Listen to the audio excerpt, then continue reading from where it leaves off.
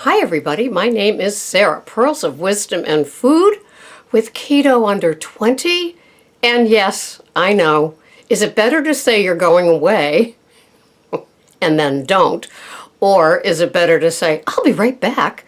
Don't worry, this time I'm on track and I'll be podcasting every day, and then they don't show up. So I'm opting for, it's better to say I'm going away and I don't. You know that saying, I had an ex-husband and he was so annoying. And so he just wouldn't let me have my space, you know. Oh my God, it was just horrible. And we're talking 30 years ago.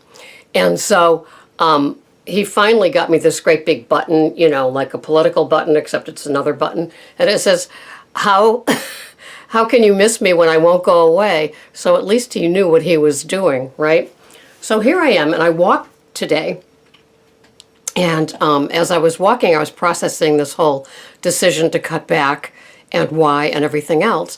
And then I realized that selfishly, I do these to keep me accountable.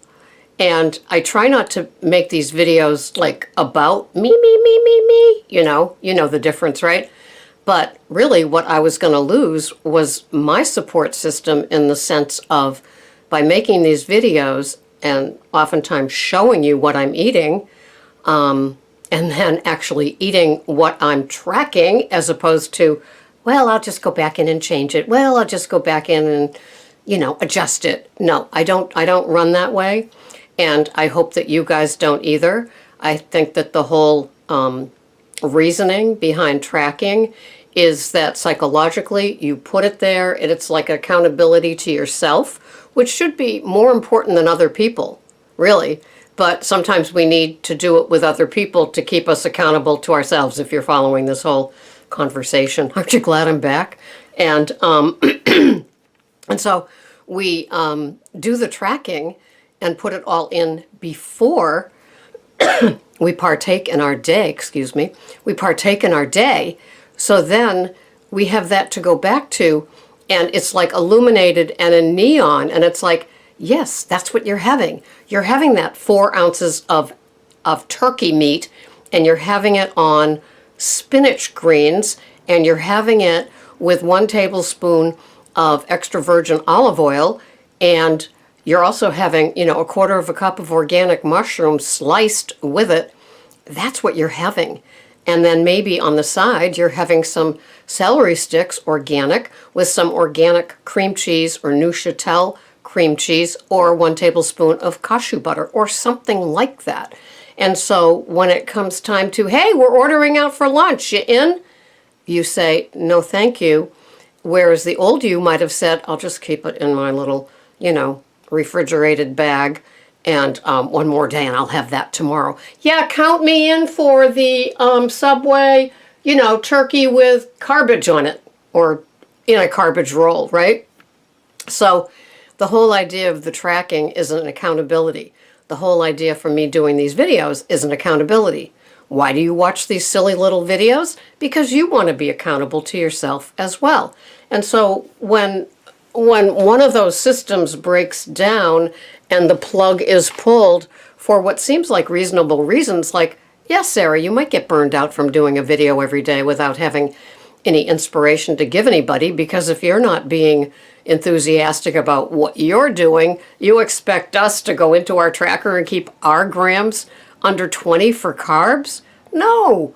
So I realized that I was pulling the plug on something that is as important to me as sometimes it could be for you starting your days.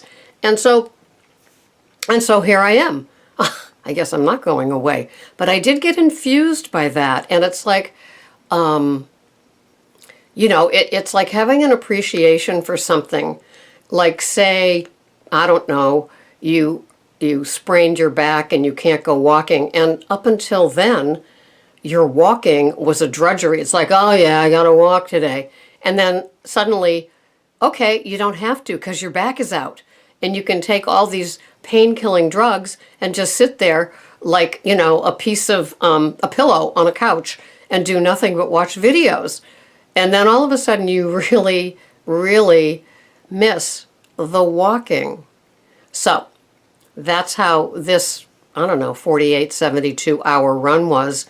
And so I realized that, I don't want to stop doing something and wish that I was again, as opposed to doing something and getting resentful.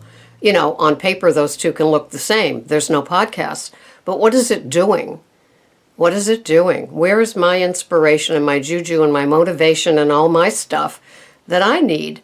Am I getting lazier with my podcast? So when I go for a walk, I might be putting in a hit list thing of Bruno Mars for, 15 of his songs to go on my walk, instead of listening to somebody else that is inspiring and devoted to their keto program. Right? You understanding all of this?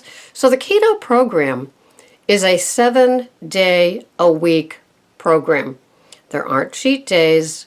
You don't go out for Mexican food and say, I'm just going to have 975 tortilla chips with salsa, and then I'm going to be all set. No. You hear people talking about, I don't want to get kicked out of ketosis. I don't want to, it's going to take me so long to get back into ketosis. To tell you the truth, I don't have a clue what that means. I really don't. And so I just know that if I'm keeping my carbs under 20, and for the time being, not having carbs above 20, and then subtracting my net carbs, that I'm doing what I'm supposed to do. And any time that I might have had more carbs than I'm supposed to, trust me, it's with Brussels sprouts. Brussels sprouts is truly my most favorite in the entire world veggie. And so if there's a time that my carbs are above, and I was thinking of subtracting net carbs, so I still stayed at 20, it's because of Brussels sprouts.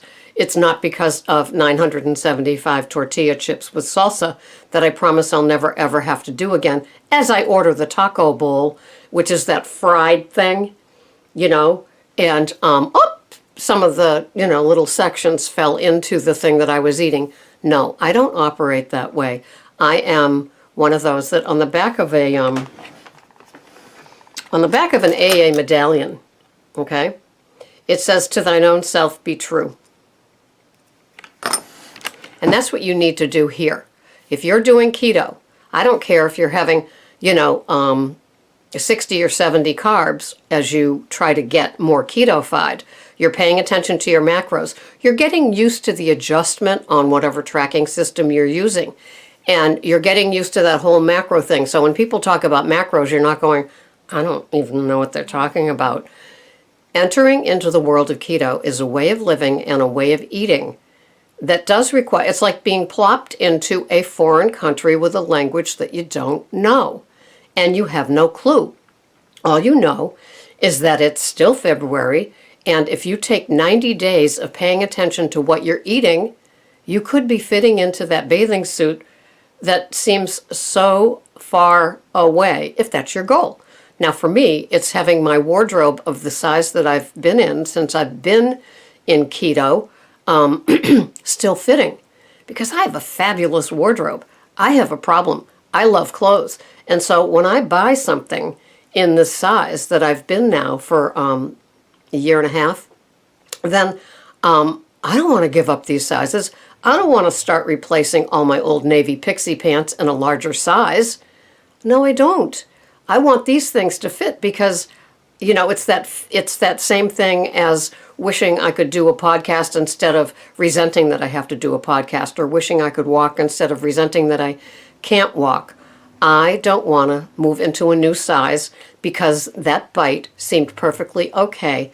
That cheat day that they allow on other food programs, didn't throw off my whole metabolism. I'm fat adapted and I'm staying here. Okay? Now, I have a question for you, pickles, that have fats and oils. I was just listening to I got 3 minutes into it and then I got home, so I got undressed and took a shower. And this woman was talking about, be careful of how many fats you have that are coconut oil and MCT oil, because your body uses those first. So if you're having 10 tablespoons of those two things every day, your body might not be getting to your stored fat, which is how you're going to lose weight.